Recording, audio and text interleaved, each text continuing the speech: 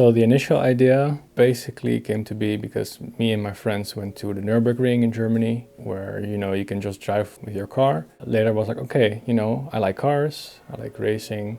Maybe I should just, you know, take the opportunity to do something with racing. So that's how it all started. I scoured the internet and I found a lot of interesting posters, especially the Race of Monaco, which are these old-timey graphical posters. They convey a very good sense of speed through illustration and gradients. Initially, I was planning on using a grease pencil, but I figured that even for one-man projects, you know, you can spend time drawing all of these speed lines and effects, but I chose a more procedural way. I think it paid off in the end. Most of the effects were actually geometry notes. So Simon, what was your role in making Color Void?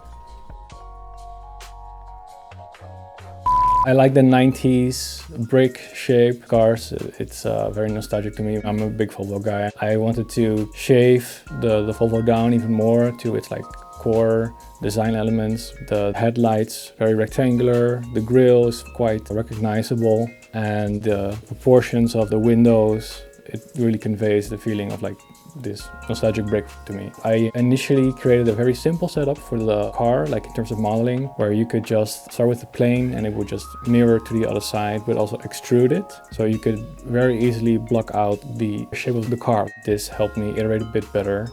It sounds a bit weird, but at the end of the video, there's a certain climax, we never reach it. I want everything to feel very intense, like the car is almost going light speed. So you can maybe do some things with like a chassis. There's like a bone to do stuff with the chassis, so like you can like even like pull it back more.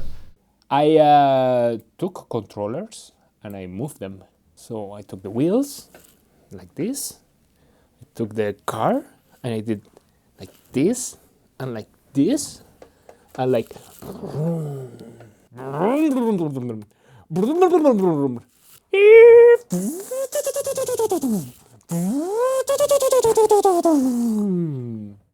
The tunnel, it was almost like a psychedelic trip where, you know, you enter into this trance of adrenaline, and I wanted to emphasize that feeling with the colors and the tunnel. So it's basically a curve, and I delete every alternative edge loop, convert it to a curve and animate the length of the curve, creating the illusion of lines going at a high speed past the camera. It has some slightly more sophisticated controls and art directable controls, like very niche parameters. The only time I used grease pencil really is on the car itself with the colored strokes on the body. During the creation of the car, I did many smaller adjustments because of the very specific shading. When the car drives into the tunnel, there's this effect on the surface of the car, which is really just like a gradient texture, and noise also included into that effect. In the animation file, you have a slider and you can animate it, and that's how you get the transition effect, which is transitioning from a base color to a pre-rendered HDRI. That's why it looks like it's in a very deep dark blue environment, and that's what I wanted as like a base for the colored strokes to be on top of the surface. So for the car hit effect, I basically animated the colored strokes, which are grease pencil strokes, and tried to find a nice timing for it. Based on that, I added some grease pencil sparks, which is just like some hand-drawn sparks over like 6 frames, and manually placed those, combined with the hits, which is a curve,